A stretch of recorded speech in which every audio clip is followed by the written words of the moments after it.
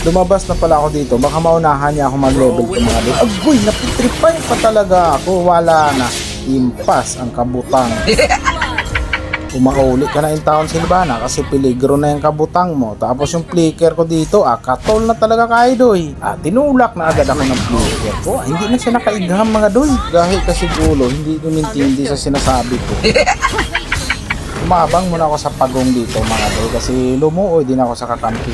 Nagpakita pala yung Silvana dito mga doy. Hindi na ako nagtatlong isip pa, nabigyan talaga siya. Suramyang pa. Tapos yung nagpa-action show pa talaga yung taon siya. Ano ka doy, bato na maghayion ka talaga? Hirap naman intindihin yung kabutang mo pag pabayaan ka lang namin. Dahil sa ginawa ko pala dun kay Nana mga doy, nandito na yung taon siya, tumabang siya kay Silvana.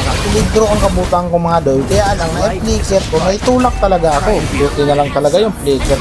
Pas din talaga kayo. Napaka-binas pa nga ng Silvana kasi napitripay pa ako mga doy. Kung hindi